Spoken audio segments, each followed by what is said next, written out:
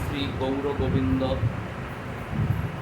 মকরন্দ মাধুর্য লীলালব্ধেষু সজ্জন বৈষ্ণববৃন্দ শ্রদ্ধেয়া মাতৃমণ্ডলীর চরণে প্রণামপূর্বক রাধা গোবিন্দের অশেষ অনুকম্পায় তাঁর চরণে তাঁর কথা বলার জন্য তিনি যে আবার ডেকে নিয়ে এসেছেন, তাঁর শুভ কৃপাতে কলিযুগ পাবন অবতার রাধাকৃষ্ণ মিলিত তনু শ্রী শ্রী শ্রীমন মহাপ্রভুর কৃপাধন্য গণ্য প্রবোধানন্দ সরস্বতী শ্রীপাদ বিরচিত শ্রী শ্রী রাধা রসসুধা নিধি গ্রন্থের আস্বাদনে প্রচেষ্টা আমরা করব।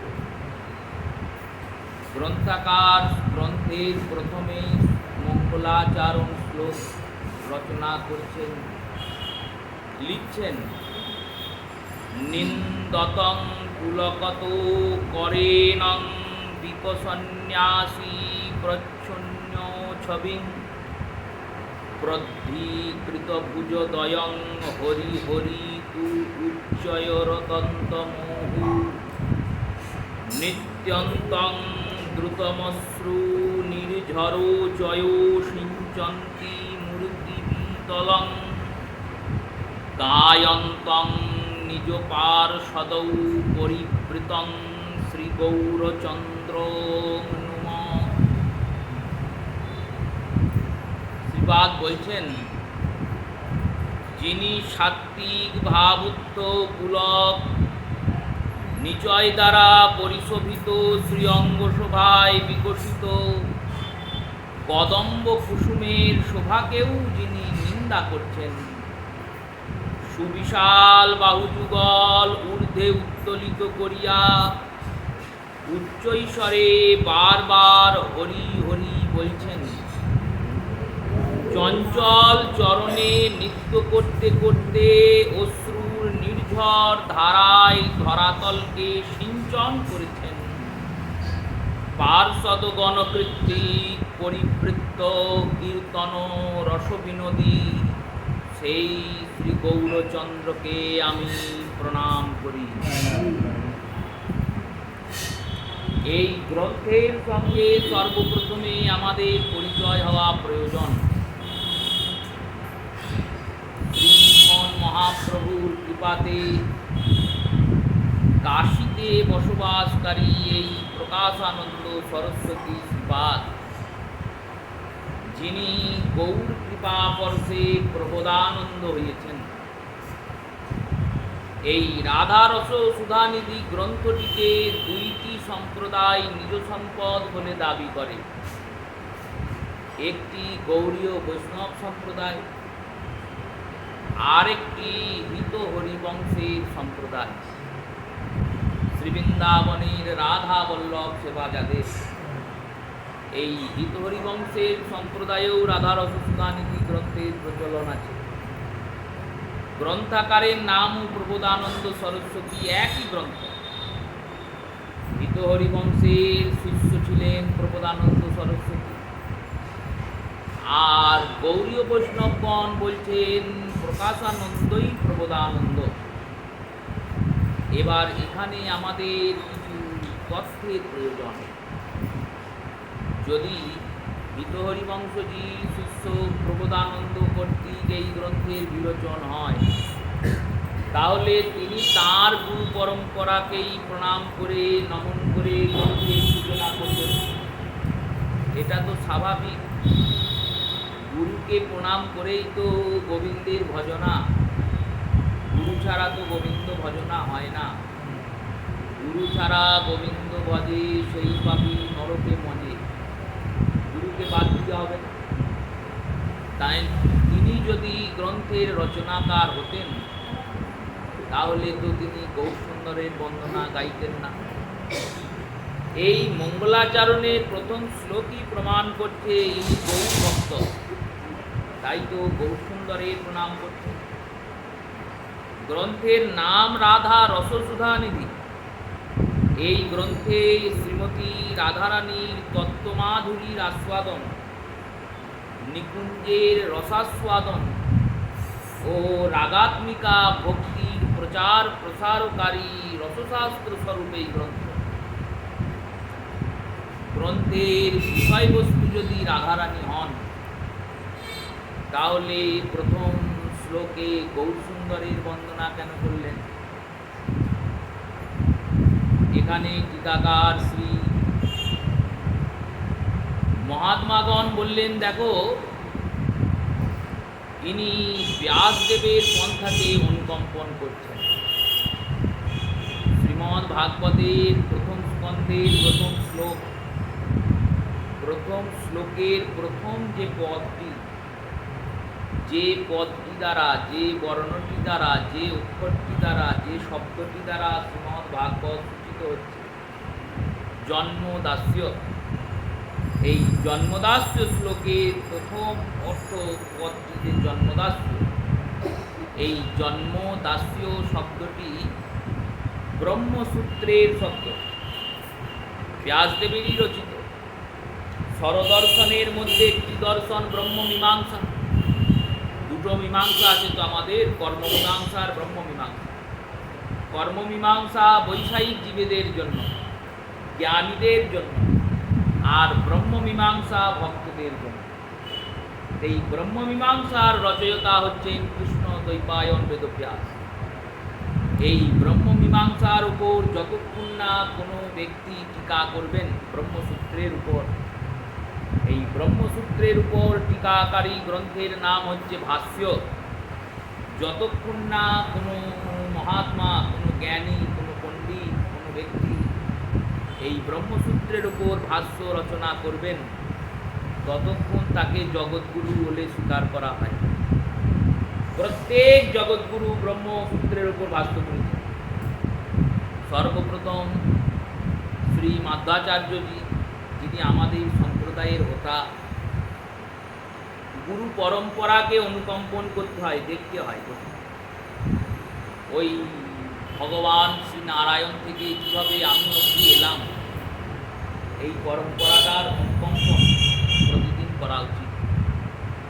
যদি প্রতিদিন না হয়, অন্ততপক্ষে গুরুদেবের কাছে গিয়ে জানা উচিত। এই পরম্পরাটা তো আজকের নয়, সেই সত্যযুগের পরম্পরা। কি সম্প্রদায়ে আমরা পড়ছি, সম্প্রদায়ের মধ্যে কোন শাখাতে পড়ছি, আমাদের তিলক কি, স্বরূপ কি, এগুলো জানতে হবে। ভজনের জন্য তো হরিকথা শুনতে আসা। হরিকথা শুনতে তিন ধরনের ব্যক্তি আসে। পরীক্ষিত রাজন বলেছেন সুখদেব, তিন ধরনের ব্যক্তি ভগবানের কথা শুনতে আসে, আর তিন ধরনের ব্যক্তিকেই ভগবানের কথা তৃপ্ত করে।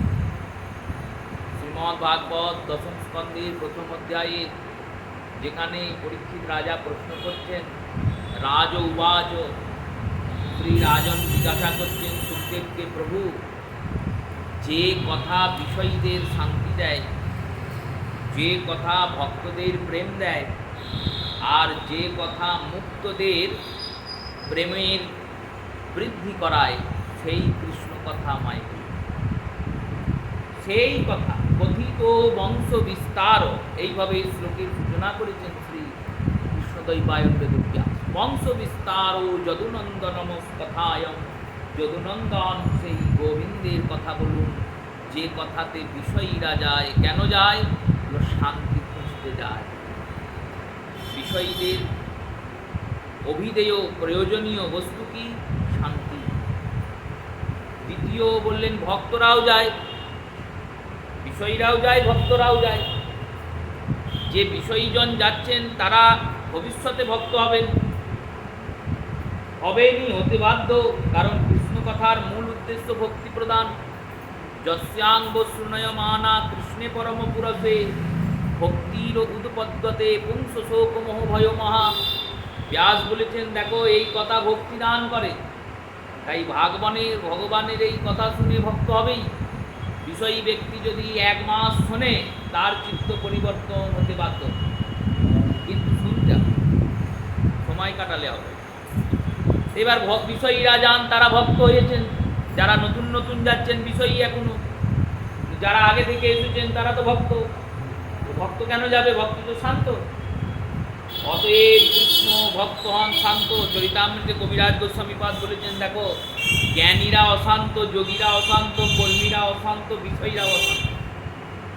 বিষয়ীরা তো অশান্ত হবেই, তারা মূর্খ, তারা তো অবিদ্যাতে পড়ে আছে, তারা তো মিথ্যাকে সত্য বলে জ্ঞান করেছে। অসত্যরে সত্য বলি জ্ঞানী, সেই অসত্যকে সত্য বলে মেনে চলছে, তাদের মধ্যে অশান্তি আসবেই। জ্ঞানীরা তো সত্য জানে, ব্রহ্ম সত্য, জগৎ মিথ্যা, তারা অশান্ত কেন? তারা অহংকারে অশান্ত, তাদের সব অহংকার নাই, কোথাও সব জ্ঞান দিয়ে দূর করেছেন নিজের মধ্যে অহংকারটা থেকে, অতএব অশান্ত। যোগীরা কেন অশান্ত? বললেন মোক্ষ প্রাপ্তি হয় নাই, তাই অশান্ত। হয় নাই, আকাঙ্ক্ষা আছে যোগীদের। কর্মীরা কেন অশান্ত? বললেন কর্মীরা সুনামের আকাঙ্ক্ষায় অশান্ত, যারা কর্মযোগ্য করছে। স্বর্গ পাবো কি পাবো না তার জন্য অশান্ত। শঙ্কু গিয়েছেন শ্রী বশিষ্ঠজির কাছে, গুরুদেবের কাছে, কর্মযোগী ধর্মাত্মা রাজন হরিশ্চন্দ্রের পিতা, গিয়ে জিজ্ঞাসা করছেন গুরুদেবকে, প্রভু আমি তো ধর্মাত্মা, আমি তো ধর্মাচরণ করেছি, বহু যজ্ঞ করেছি, বহু তপ করেছি, বহু ব্রাহ্মণকে দান করেছি, বহু সন্ন্যাসী দান করেছি, বহু সাধু সেবা করেছি, পুণ্যের শেষ নাই। এবার আমার পুণ্যটাকে দাঁড়িপাল্লার একদিকে মাপুন, আর মেপে বলুন এই পুণ্যের দ্বারা আমি সশরীরে স্বর্গে যেতে পারব। বশিষ্ঠ হাসলেন। হাসলেন কেন? বললেন শিষ্যের অবধতায় হাসলেন। শিষ্য এই পুণ্যের দ্বারা কি চাইছে? বলল স্বর্গ চাইছে, ভগবানকে চাইছে না, কিন্তু স্বর্গে যেতে চাইছে। তাই কর্মীরা যারা, তারাও অশান্ত। আর অতএব কৃষ্ণ ভক্ত হন শান্ত কেন? বললেন কৃষ্ণ ভক্ত যা পেল তাতেই সুখ, পেলেও সুখ, না পেলেও সুখ। ভগবান কৃপা করবে, আজকে করছে না কাল করবে, এগুলো না করলে না করবে, আমি ভগবানের ভজনা করব। এই কারণে ভক্তরা শান্ত। ভক্তদের অন্তঃকরণে আকাঙ্ক্ষা আছে, কিন্তু আকাঙ্ক্ষার প্রতি আকৃষ্টতা নাই। অহংকার আছে, কিন্তু অহংকার দীনতার চাপে এমনভাবে দীন হয়ে পড়ে আছে যে কৃষ্ণ ভক্ত অভিমান ছাড়া অন্য কোনো অভিমানই নাই।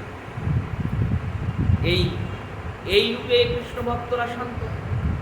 তাই বিষয়ীরা যাবেন, তারা শান্তি পেতে যাবেন। ভক্ত কেন যাবে? ভক্তের তো শান্তি হৃদয়ে বসে আছে, সে কেন শান্তি পেতে যাবে?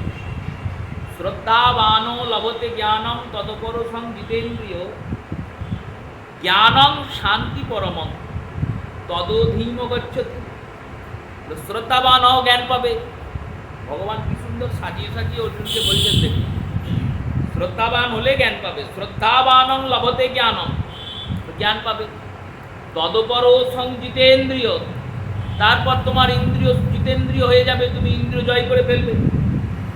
আর জ্ঞানম লব্ধা পরম শান্তি, জ্ঞানের দ্বারা তুমি শান্তিও পেয়ে যাবে, ইন্দ্রিয় জয় হয়ে গেছে, আর এর দ্বারা তুমি চির শান্তি পাবে। ভক্ত তো শান্তি পেয়েছে, তিনি কেন যাবেন? তিনি শান্তি পেয়েছেন, তবুও কৃষ্ণ কথায় যাবেন। কেন যাবেন? কৃষ্ণ কথায় গেলে তার প্রেমের বৃদ্ধি, এই প্রেমবৃদ্ধির জন্য তিনি যাবেন। এই ভক্তরা গেলেন, বিষয়ীরা গেলেন। এবার অন্তে আছে যারা প্রেমী। প্রেম পেয়ে গেলে তার ভক্ত থাকলো না, প্রেমী হয়ে গেল, বা প্রেমযুক্ত ভক্ত, প্রেমী ভক্ত। এনারা কেন যাবেন? যেখানে কৃষ্ণ কথা হয় সেখানে মহাদেব কেন আসবেন? মহাদেব তো বৈষ্ণব শিরোমণি, কিন্তু হরিকথা যেখানে হয় সেখানে তিনি কে উপস্থিত?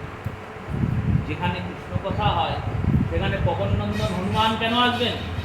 তিনি তো দাস্যভাবে ভগবানকে প্রাপ্তি করে ফেলেছেন, কিন্তু যাচ্ছেন। যেখানে কৃষ্ণ কথা হয় সেখানে দেবর্ষি নারদ, ভাগবতের আসর হচ্ছে প্রথম হরিদ্বারের ব্রহ্মকুণ্ডের তীরে। সেই আসরে কে কে বসে আছেন?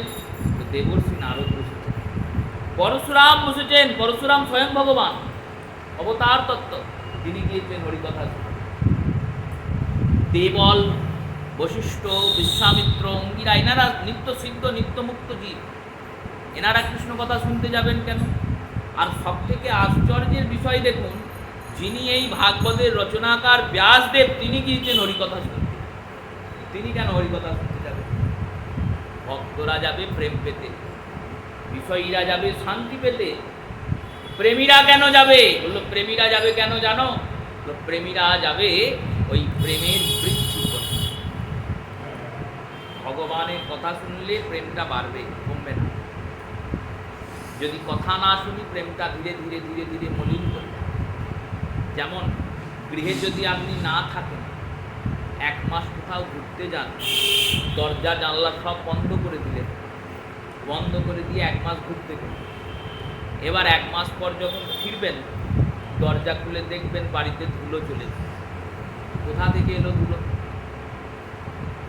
সূক্ষ্ম চিন্তন করুন। দরজা জানলা তো খুলে যায় নাই, তাহলে এলো থেকে বললো এই সূক্ষ্ম ছিদ্র দিয়েও বায়ু প্রতিদিন অল্প অল্প অল্প অল্প করে ধুলো নিয়ে এসেছে। আর ওই অল্প অল্প ধুলো আস্তে আস্তে মার্জন হয়নি একদিন।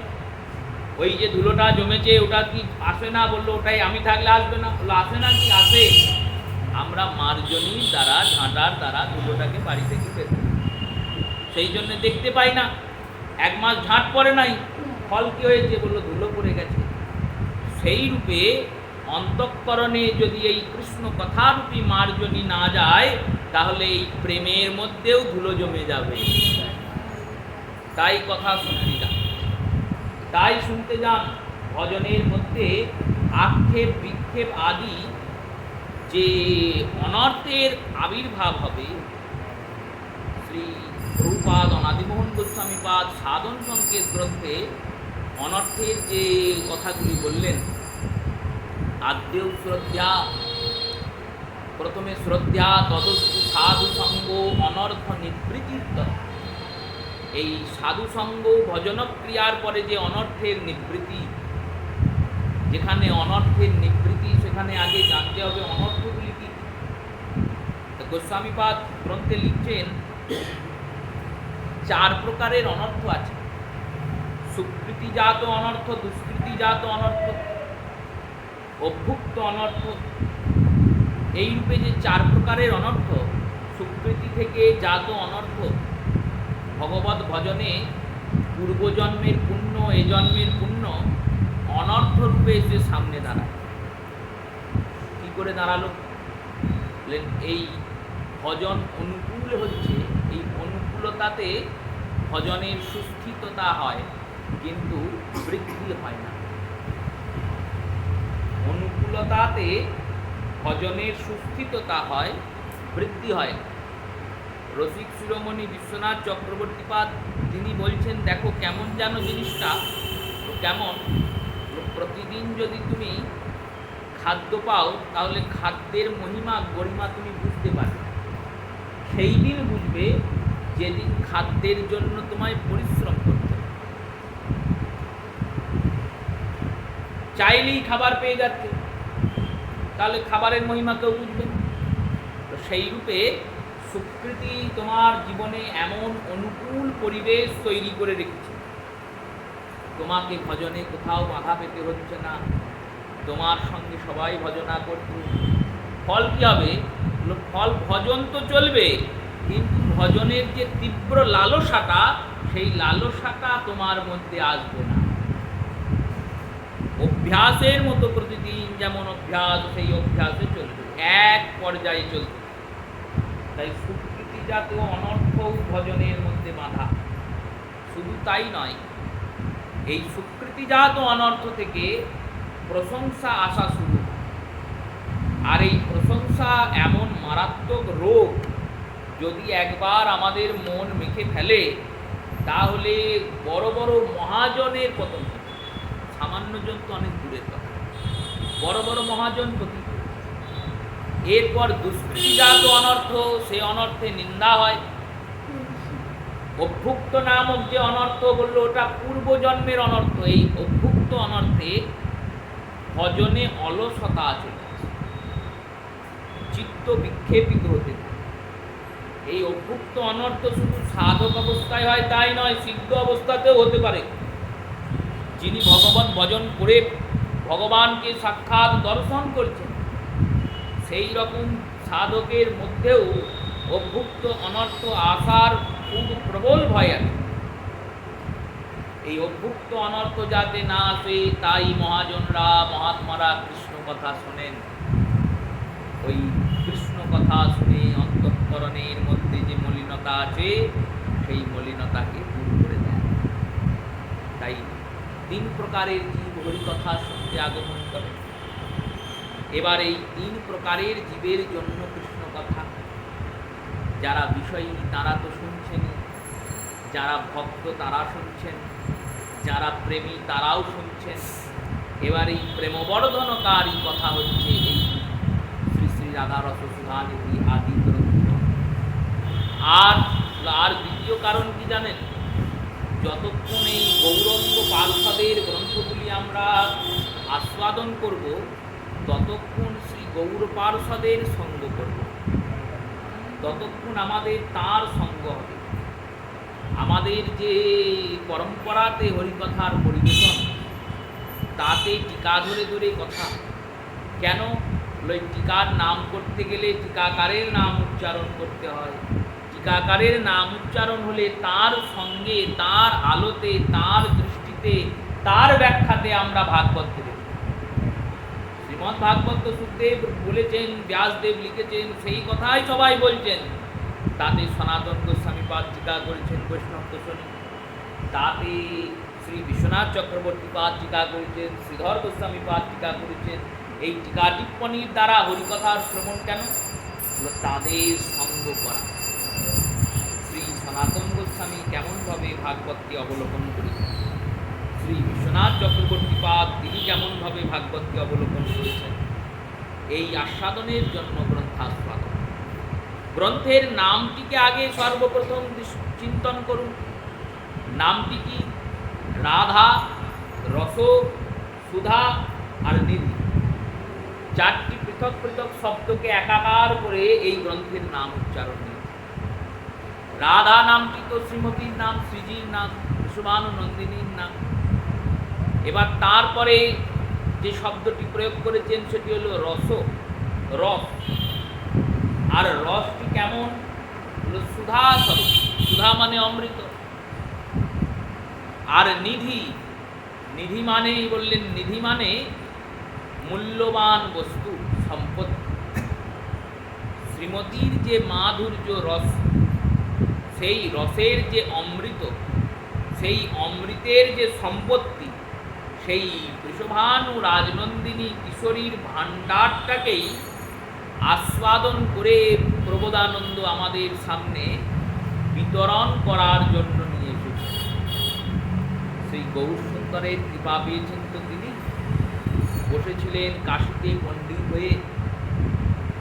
এই পণ্ডিত প্রকাশানন্দ সরস্বতী শ্রীপাদ, যিনি সন্ন্যাসীদের গুরু, 60,000 সন্ন্যাসী, দণ্ডী সন্ন্যাসী, এই 60,000 দণ্ডী সন্ন্যাসীকে সন্ধ্যাবেলায় তিনি বেদান্তের ব্যাখ্যা করেন। সকালবেলায় বেদান্তের পারায়ণ করেন, আর সন্ধ্যাবেলায় সন্ন্যাসীদের সঙ্গে বসে বেদান্তের ব্যাখ্যা করেন।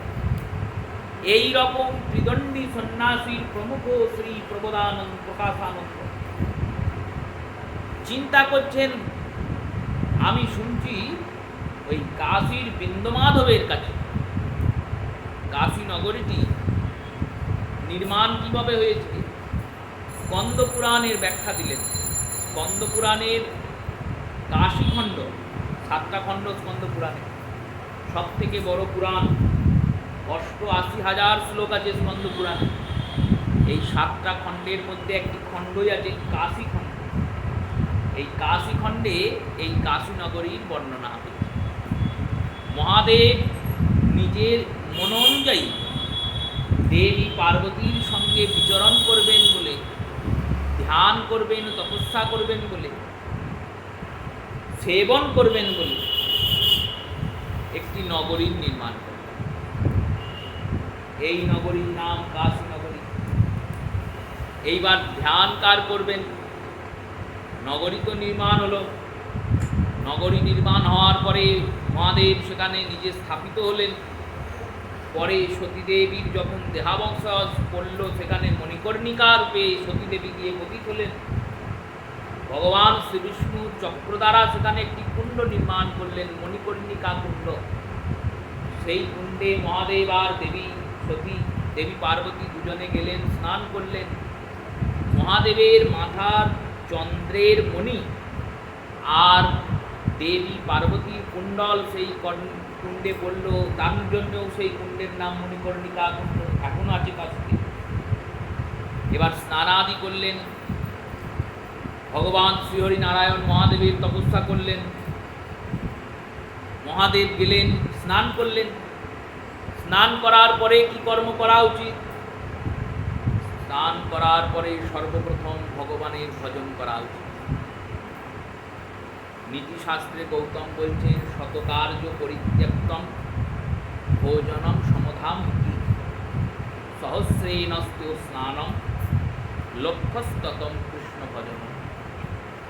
শত কাজ থাকলে ওই 100টা কাজকে ছেড়ে দাও, পরে হবে। প্রথমে 100টা কাজ ছেড়ে দিয়ে স্নান করো। এর অর্থ কি? এর অর্থ স্নানটা আমাদের অন্যান্য সব কর্মের থেকে বেশি গুরুত্বপূর্ণ। আজকে আমাদের জীবনে রোগ, সংসারে কলহ, সব কিছুর মূলে এইটা দাঁড়িয়ে আছে। আপনি গোটা কাটোয়ায় যতজন আছেন সবার বাড়ি যাবেন, বাড়িতে গিয়ে দেখবেন অধিকাংশ লোক মধ্যাহ্নের পর স্নান করে, দুপুর 12টার পর। আর মধ্যাহ্নের পর স্নান করলে সেই স্নানের সুফল তো হয়ই না, উল্টে মারাত্মক সুফল। প্রাতকালে ব্রহ্ম মুহূর্তে স্নান করলে সেটিকে দেব স্নান বলা হয়, দেবতারা সেই সময় স্নান করে। এরপর প্রাতকালের পর, ব্রহ্ম মুহূর্তের পর, সূর্য উদয়ের পর স্নান করলে তাকে ঋষি স্নান বলা হয়। আর প্রাতকাল থেকে শুরু করে ওই একবারে পূর্বাহ্ন, পূর্বাহ্ন মানে যেমন অপরাহ্ন হয়, বিকালবেলাকে কী বলে? অপরাহ্ন। তেমন সূর্যোদয়ের ঠিক 5 ঘন্টার মধ্যে যে সময়কাল তাকে বলা হয় পূর্বাহ্ন।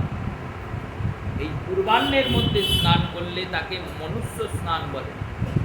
আর পূর্বাহ্ন পেরিয়ে যে অন্নটি পড়ে তার নাম মধ্যাহ্ন। এগুলো সব ভাষা সংস্কৃতে। মধ্যাহ্ন মানে দুপুর 12টা। এই মধ্যাহ্নের পরে যে স্নান হবে তাকে প্রেত স্নান বলে। আর অপরাহ্নকালে যে স্নান হয় তাকে পশু স্নান বলে। পশুরা স্নান করতে যায় অপরাহ্নকালে, বিকালে। সেটা এখনো পরম্পরাটা আছে, গরু মোষ এখনো বিকালেই স্নান করে। কিন্তু বাকিদের পরম্পরায় দেখুন, এবার প্রেত স্নান করলে কি হবে বলে? শরীরে রোগ হবে। তাই শতকার্য ছেড়ে দিয়ে স্নানটাকে আগে করতে হবে। আর বলো দেখো, স্নানের থেকেও, স্নান সমস্ত কার্যের থেকে গুরুত্বপূর্ণ। তার থেকেও গুরুত্বপূর্ণ কি জানো? বললো কি না, তার থেকেও গুরুত্বপূর্ণ হলো ভোজন, খাওয়া। খাদ্য যদি না গ্রহণ করো শরীর অসুস্থ হবে, শরীর অসুস্থ হলে ভোজন হবে না। এক বৈষ্ণব যদি একটা করতাল রাখে, সেই করতালটাকে যত্ন করে কি করে না? যত্ন করে তো। কেন বললো? যদি করতালটা ভেঙে যায় তাহলে কিন্তু আমার নামে বিঘ্ন। যে জপমালিকাতে বৈষ্ণব মালাতে জপ করছে, সেই মালাকে সম্পত্তি প্রাণবৎ রক্ষা করে তো, প্রাণের মতো। কেন বললো? মালা যদি ছিঁড়ে যায়, ভেঙে যায়, চুরি হয়ে যায়, হারিয়ে যায়, তাহলে কিন্তু আমার ভজন লোপ হয়ে যায়। তো যেমন ওই মালাকে যত্ন করছো, তেমন তোমার শরীরটাকেও যত্ন করতে হবে। কারণ শরীরটা যদি ভেঙে যায় তাহলে আর ভগবান ভজন হবে না। তাই ভোজন করতে। আর ভোজনের থেকেও গুরুত্বপূর্ণ হলো কৃষ্ণ ভজন। ভোজনের থেকেও গুরুত্বপূর্ণ এই রূপে কৃষ্ণ ভজন। শ্রী মহাদেব বললেন, আমি স্নান করেছি মণিকর্ণিকা, স্নান করেছি যখন আমাকে ভজনা করতে হবে। কার ভজনা করব? আমি তো গোবিন্দ ছাড়া কারুর ভজনা করব না। শ্রী গোবিন্দ তখন শ্রীহরি নারায়ণ মহাদেবের ভজনা করলেন বলে মহাদেব এলেন। আর মহাদেব স্নান করে বললেন, আমি আপনার ভজনা করব। হরিহর একাত্মা। হরিকে ভজনা হর করছেন, হরকে ভজনা হরি করছেন, ভক্তকে ভগবান বলছেন। আর ভগবান কি করছেন বলে? ভক্তকে বলছেন। এটা তো নিয়ম। ভগবান নিজ মুখে স্বীকার করছেন, মম ভক্ত পরাধীনাম, আমি ভক্তের পরাধীন, ভক্ত আমার মাতা পিতা, ভক্ত আমার গুরু, ভক্তরাই নাম রেখেছে বাঞ্ছা কল্পতরু। নন্দ বাবার ভজনা করছেন ভগবান, মাথায় করে নিয়ে আসছেন নন্দ বাবার পাদুকা। কেন বললো? ভক্ত না আমার, ভক্তের পদপাদুকা মস্তকে ধারণ করছে।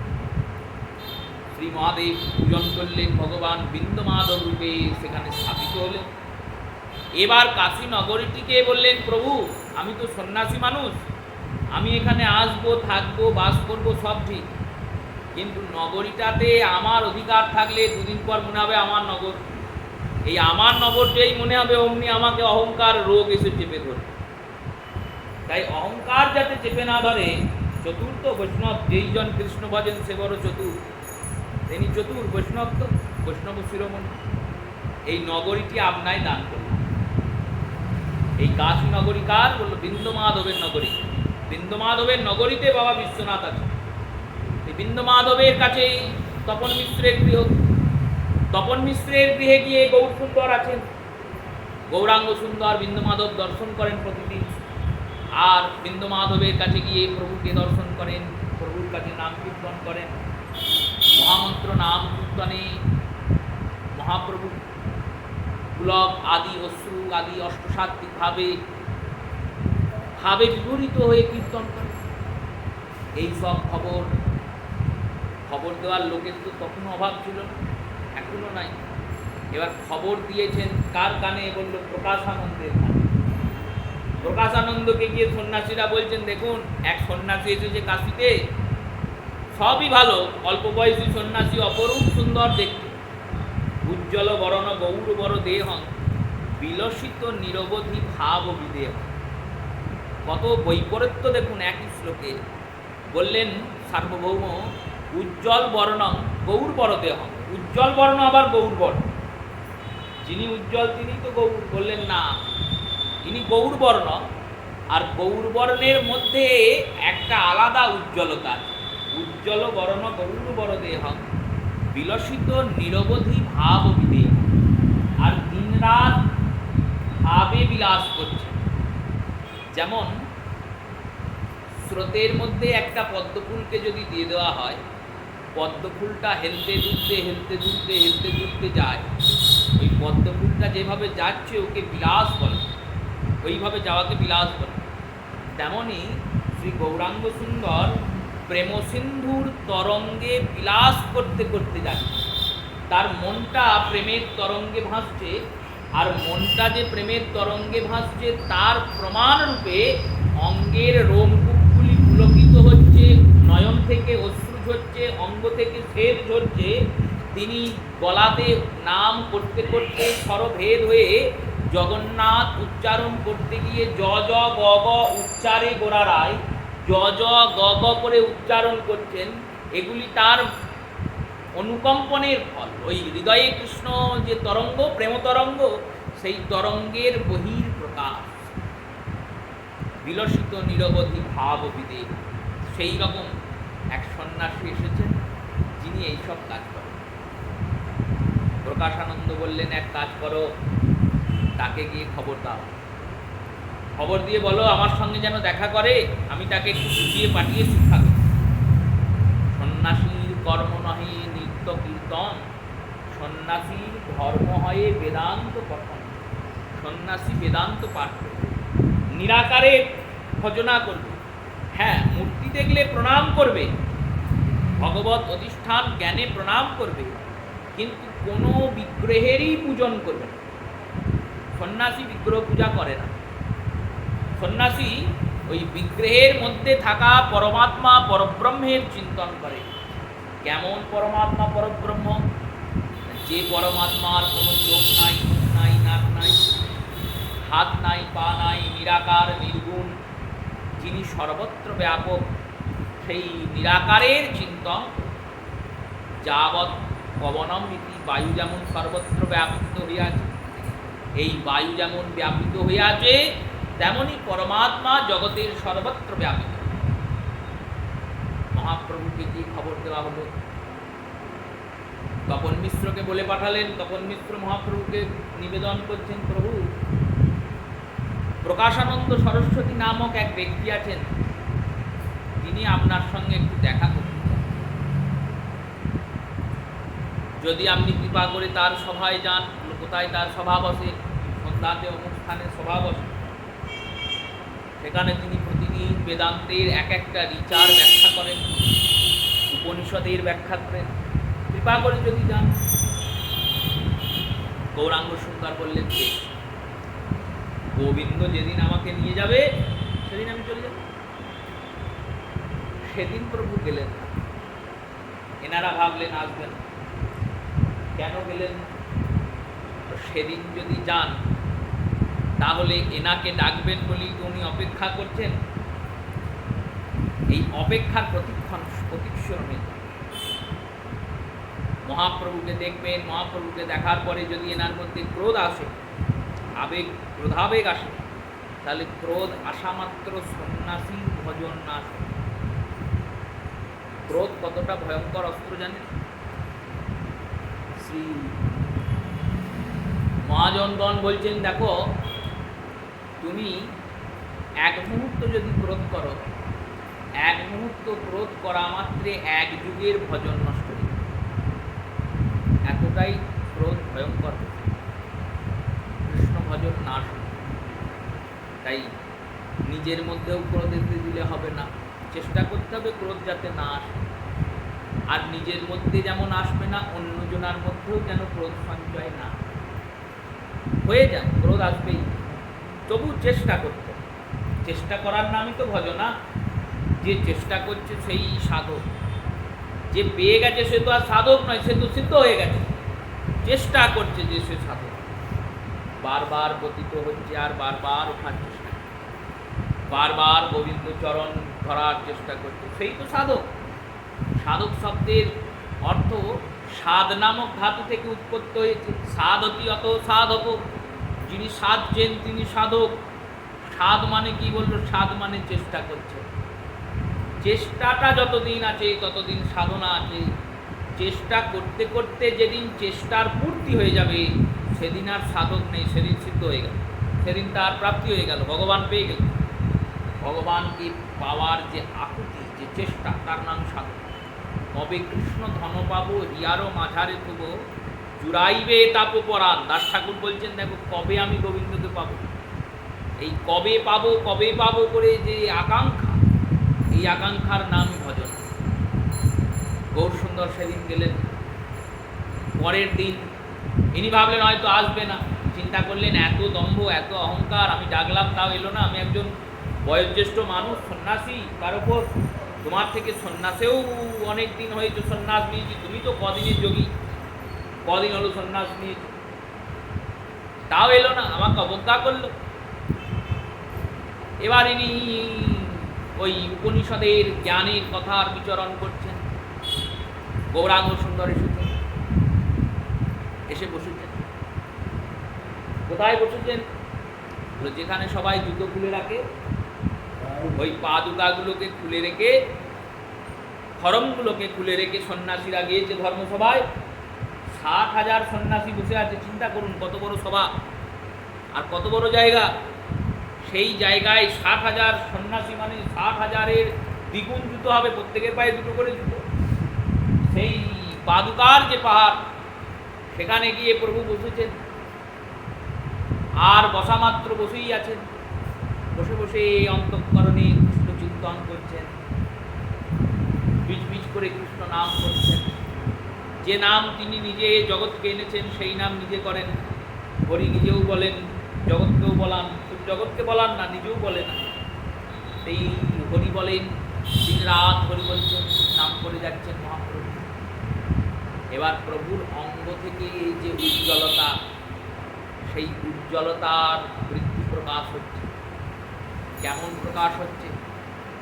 চরিতামৃতকার কৃষ্ণদাস কবিরাজ গোস্বামীপাদ বলছেন, দেখে মনে হচ্ছে কোটি সূর্য এসে যেন গৌর সুন্দরের অঙ্গে প্রবেশ করেছে। প্রভুর অঙ্গ থেকে এমনিতেই উজ্জ্বলতার বৃদ্ধি হয়। সেই উজ্জ্বলতা তো এমনিই আছে, কিন্তু আজকে উজ্জ্বলতাটা আরও বেড়ে গেছে। এত উজ্জ্বল হয়েছে, অন্ধকার ওই স্থানটি আলোয় আলোকিত হয়ে গেছে।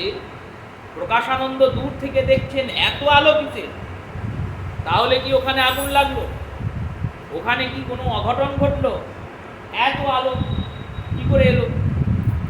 এইবার তিনি তার সভাস্থল থেকে উঠেছেন, আর উঠে গিয়ে যখন ওখানে দাঁড়িয়েছেন, দেখছেন এই এত আলো একটি ব্যক্তির অঙ্গ থেকে বেরোচ্ছে। এক সন্ন্যাসী বসে আছেন, অপরূপ সুন্দর, সেই তরুণ সন্ন্যাসীর অঙ্গ থেকে, শ্রীঅঙ্গ থেকে এই আলোর বিভূতি প্রকাশ হচ্ছে। প্রকাশানন্দ হাতটা ধরেছেন, সন্ন্যাসী মানুষ, তুমি এখানে বসে? সন্ন্যাসীর হাতটি ধরে বলছেন, আপনি এখানে কেন? ভিতরে চলুন। আপনি কি জায়গা পাননি? মহাপ্রভু বললেন, জায়গা আমি পেয়েছিলাম, কিন্তু এটাই আমার জায়গা, তাই আমি এখানে বসেছি। এটাই আপনার জায়গা মানে? দেখুন, শ্রীমদ্ ভাগবতে রুগণ রাজাকে ভরত বলেছেন, যতক্ষণ না ভক্ত পদধূলিতে তুমি স্নান করতে পারো, ততক্ষণ ভগবানের কৃপা পাওয়া সম্ভব নয়। এবার ভক্ত পদধূলি কোথায় পাবো, কোথায় পাবো করে আমি খুঁজে বেড়াই।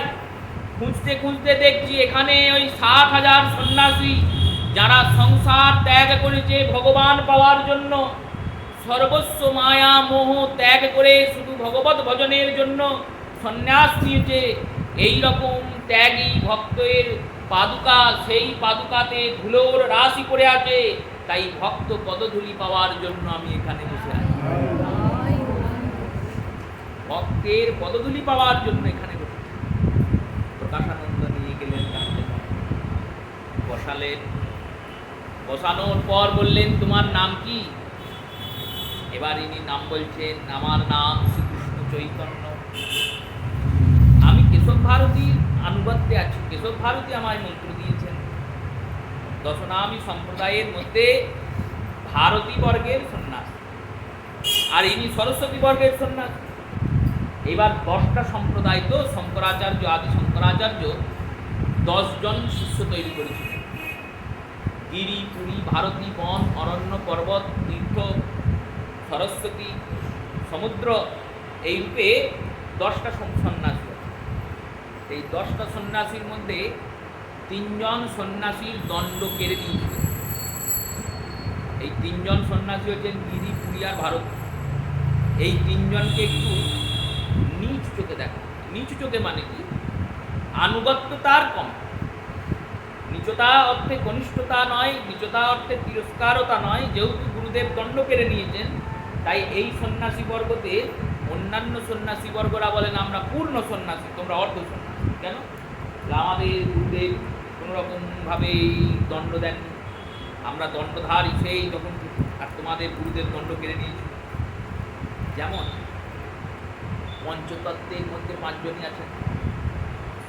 3 প্রভু আছেন, শ্রীমন মহাপ্রভু, নিত্যানন্দ প্রভু, শ্রী অদ্বৈত আচার্য প্রভু, আর শিলপণ্ডিত গদাধর, আর সুভাষ পণ্ডিত। এবার 5 জনের মধ্যে 3 জনকে তুলসী দেওয়া হয় চরণে, আর 2 জনার তো তুলসী দেওয়া হয় না। কেন হয় না? বললো, ওনারা 2 জন বলেছেন ভগবান, এনারা 3 জন ঈশ্বরতত্ত্ব, প্রভুতত্ত্ব, ওনারা 2 জন ভক্ততত্ত্ব। এবার ভক্ততত্ত্ব হয় কি? গদাধরকে, গদাধর হচ্ছেন স্বয়ং রাধারানী। শ্রীবাসকে, শ্রীবাস হলেন অনন্য পারিষদ স্বরূপ দেবর্ষিপাদ নারদ।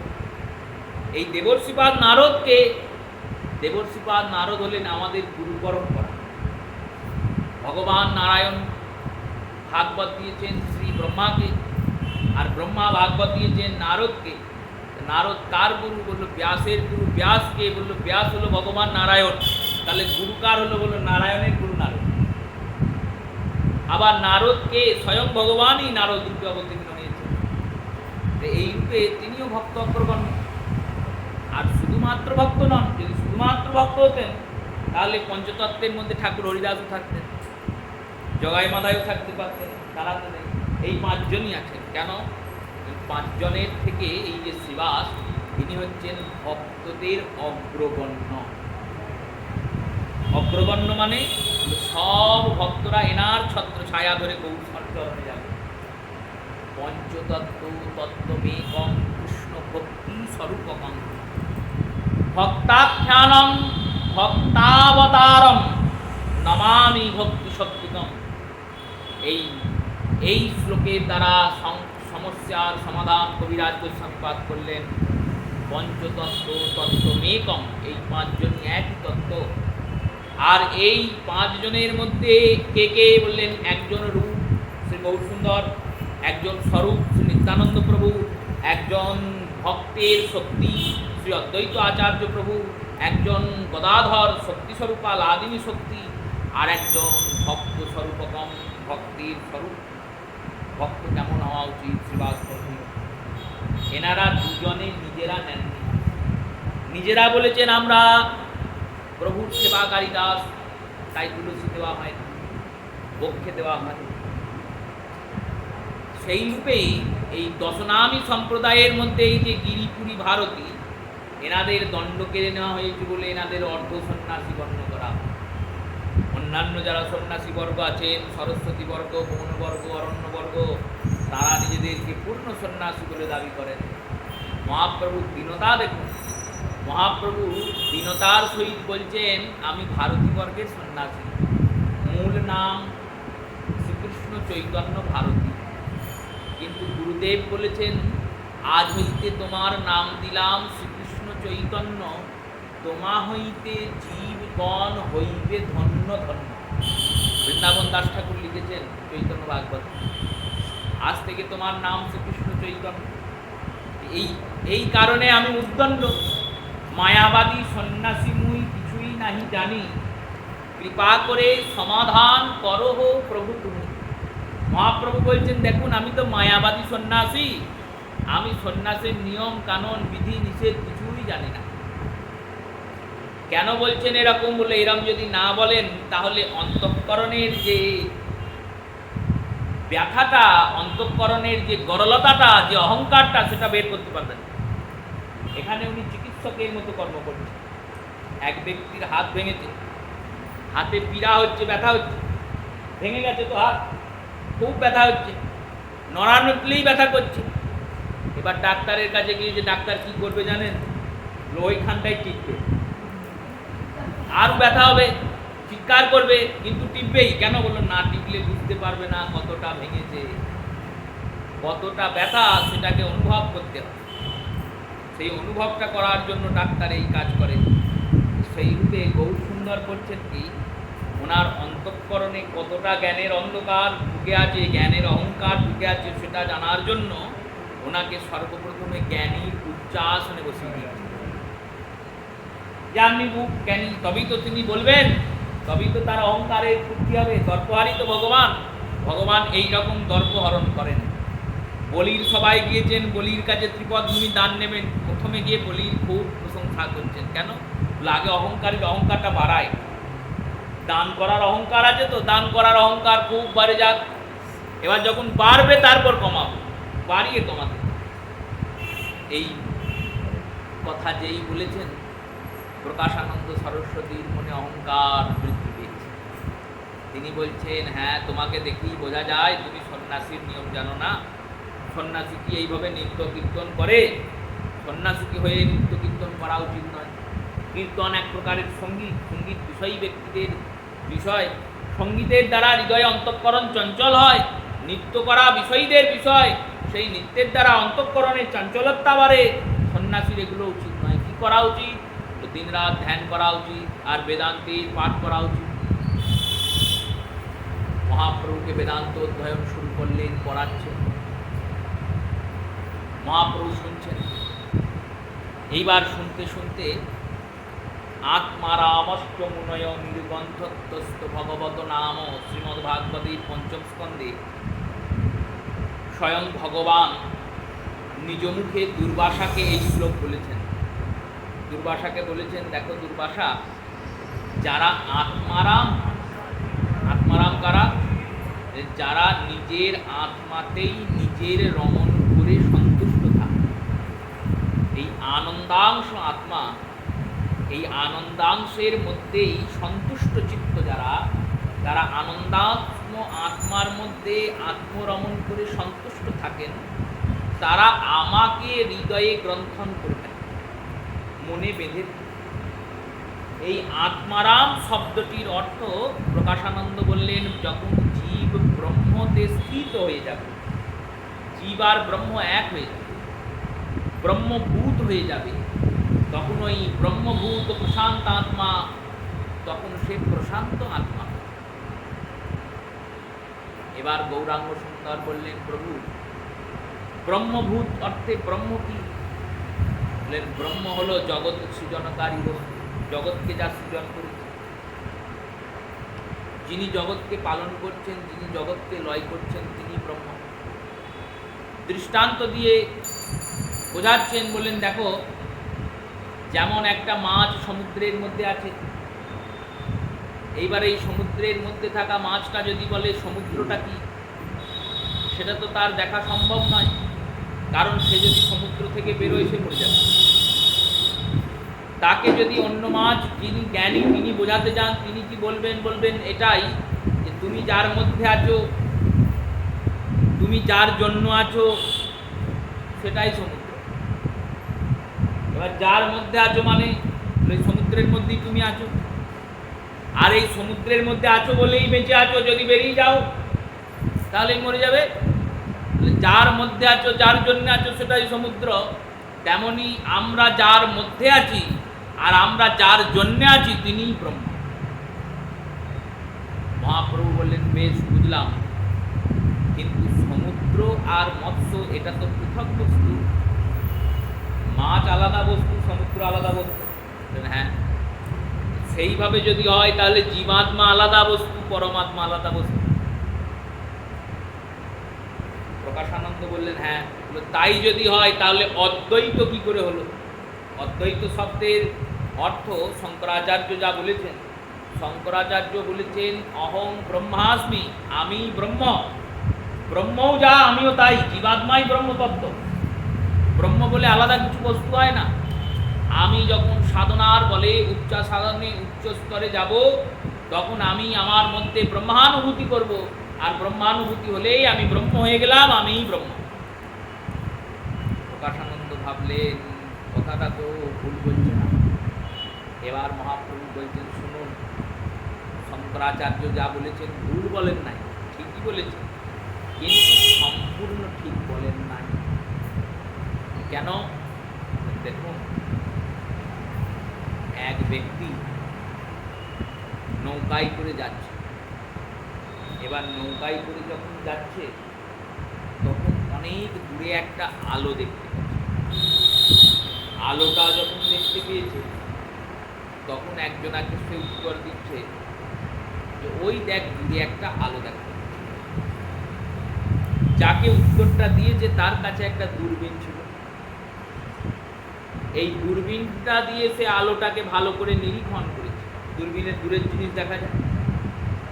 যখন নিরীক্ষণ করেছে, তখন দেখেছে যে ওই দূরবীনটার মধ্যে দিয়ে ওটা একটা আলো নয়, ওটা একটা গ্রাম। ওই দূরে আলোটা শুধু দেখা যাচ্ছে। দূরবীন দিয়ে বড় হয়ে গেছে, বিরাট গ্রাম, তার মধ্যে একটা ঘরে আগুন লেগেছে, সেই আগুনের শিখাটা উঠছে, আর সেই আলোটা দূর থেকে অন্ধকার ঘন কালো রাত্রিতে নৌকায় বসে থাকা ব্যক্তি দেখতে। নৌকায় আর একজনাও ছিল, তাকে বলেছে। এবার সে দূরবীন দিয়ে দেখেছে, সে দেখে বলেছে ওটা তো আমাদেরই গ্রাম, আর ওই যে ঘরটা পুড়ছে ওটা আমারই ঘর। এবার তিনজনই কথা বললো, তিনজনই সত্য বললো না মিথ্যা বললো? তিনজনই সত্য বললো। যিনি প্রথমে আলো দেখেছেন তিনি মিথ্যা বলেছেন? বলেননি, তিনি সত্যই বলেছেন। তিনি আলো দেখতে পেয়েছেন খালি চোখে।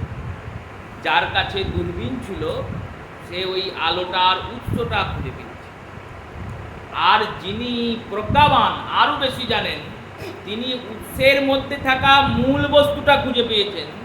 তেমনি যারা জ্ঞানী, তারা ওই আলোটা দেখতে পাচ্ছে, তাকেই ব্রহ্ম বলছে।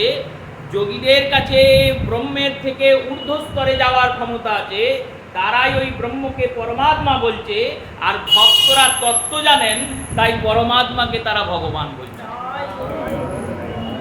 ব্রহ্মেতি পরমাত্মেতি ভগবানেতি উচ্চতে। সুখদেব গিয়েছেন শ্রী পরীক্ষিতকে বলছেন, শোনো পরীক্ষিত, যেমন জল বরফ আর বাষ্প, যে জলকে দেখেছে বাষ্প আর বরফ কোনোদিন দেখেনি, সে জানে শুধু জলই হয়।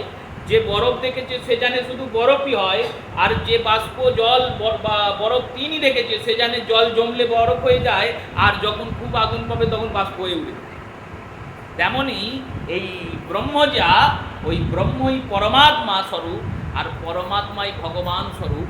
ভক্তরা ভগবানকে দেখতে পায়, তাই ভগবানের পূজা করে।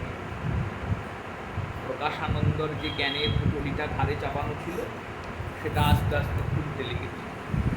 এবার প্রকাশানন্দ করেছেন কি, বসেছিলেন এতক্ষণ উঁচু আসনে, মহাপ্রভুর উঁচু আসনে, আসন ছেড়ে মহাপ্রভুর সামনে বসে বলছেন, বেশ বুঝলাম, ভগবানকে পাবো কি করে?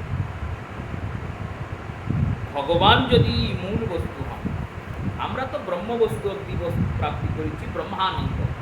ব্রহ্মানন্দের উপরে হচ্ছে প্রেমানন্দ, প্রেমের আনন্দ।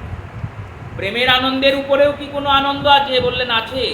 প্রেমানন্দের উপরে হচ্ছে ভজনানন্দ, ভজনের আনন্দ। আচ্ছা, ভজনানন্দের উপরেও কি কোনো আনন্দ আছে? বললো আছে তো। ভজনানন্দের উপরে হচ্ছে নামের আনন্দ।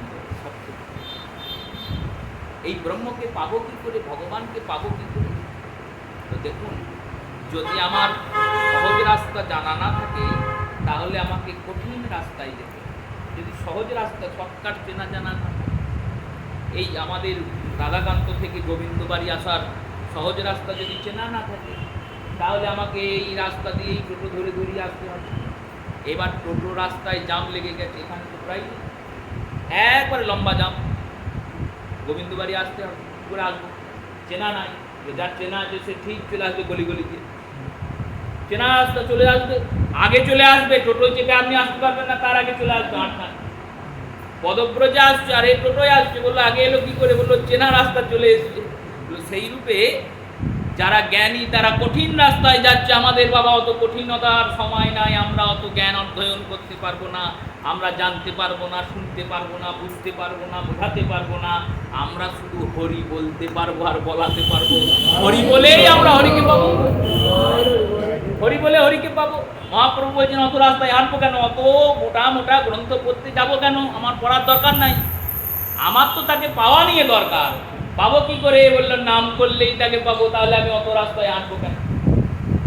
নাম করলেই তাকে পাওয়া যাবে। বলুন পাওয়া যাবে।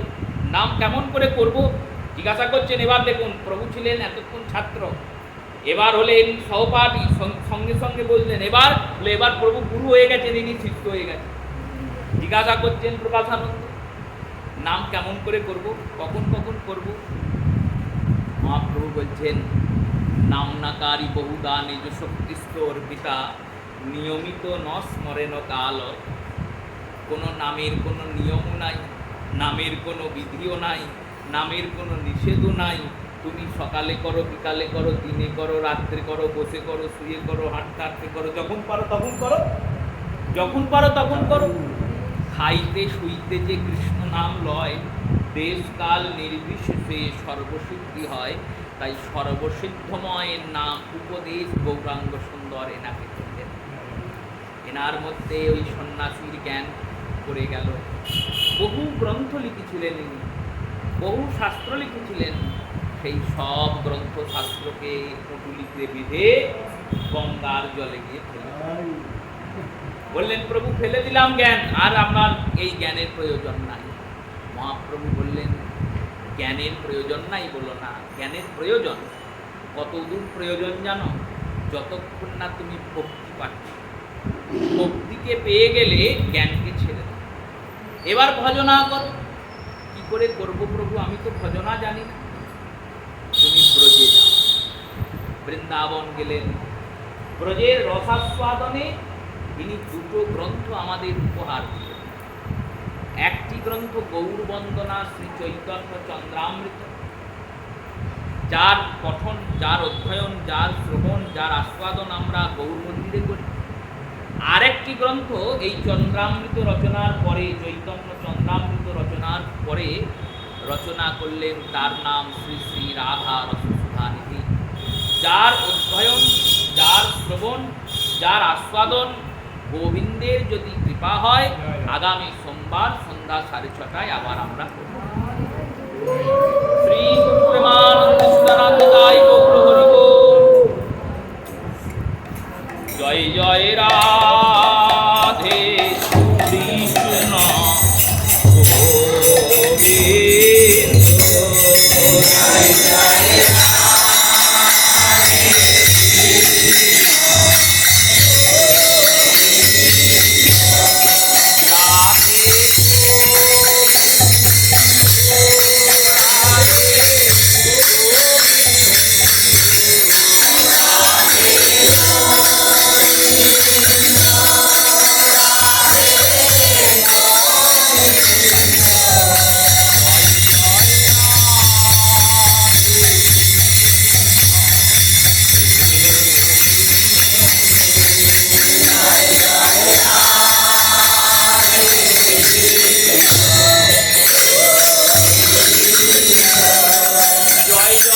হ্যাঁ, সুন্দর মতো